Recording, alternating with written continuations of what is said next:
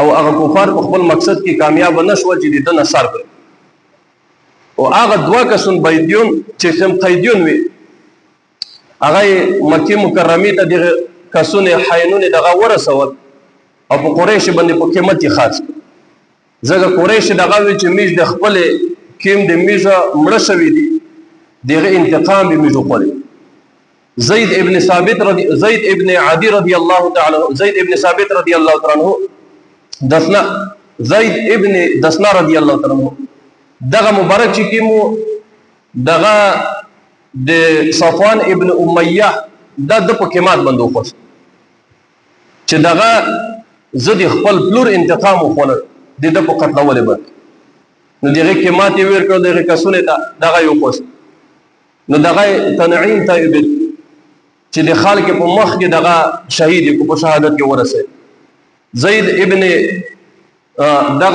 ابن عدی رضی الله تعالی عنہ زید ابن دسنا رضی الله تعالی عنہ دیته دغه صفوان ابن امیہ ورته ویرا کچیر داسې وشي چې د تو په بدل کې سرور کائنات سردار دو جهان حضرت محمد مصطفی صلی الله علیه وسلم وای کچیر هغه د مصر نن په قید کې روشي او تو مش ازود کې دغه د خوښه ده زید ابن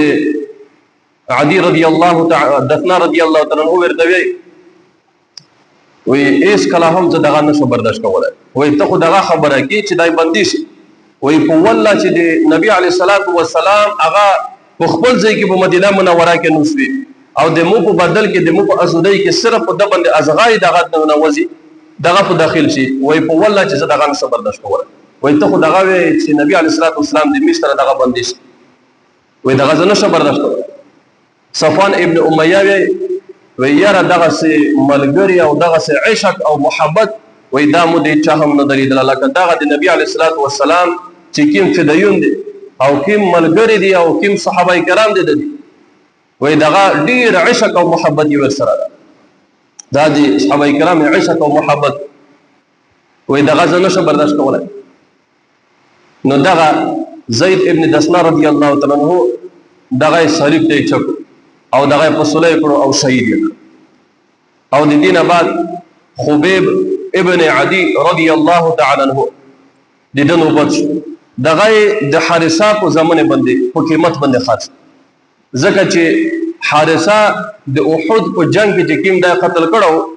نو باغې کې دای هم ور سره وو د هم قتل کړو نو دغه په قیمت باندې خبیب ابن عدی رضی الله تعالی عنہ دغه په قیمت وخوست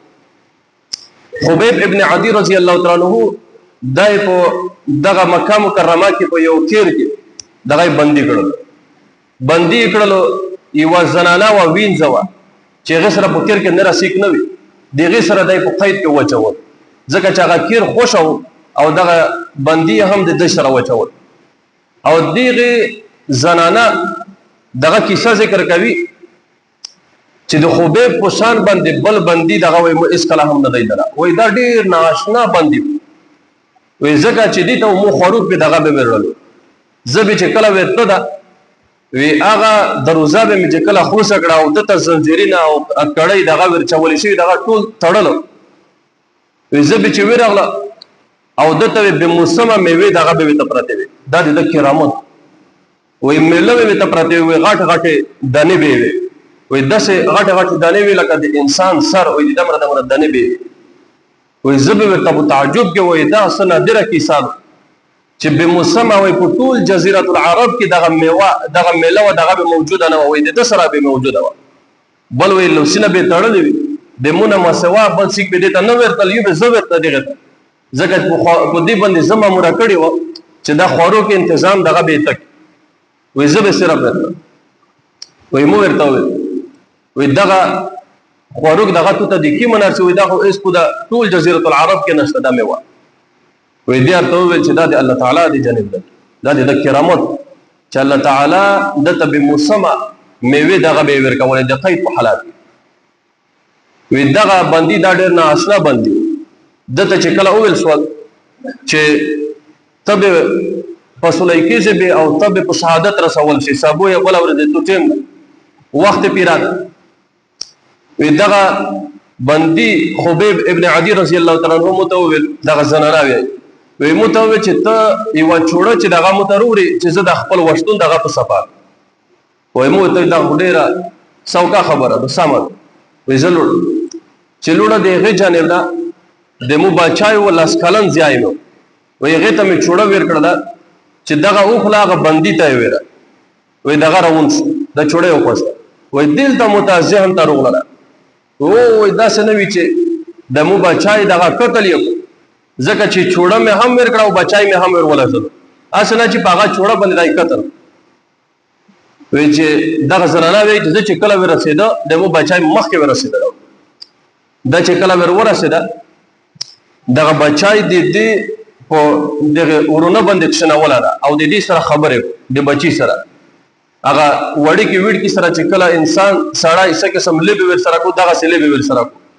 په دې اسنا کې دغه زنانه چې کله ورسېدله یو چغه یو ولا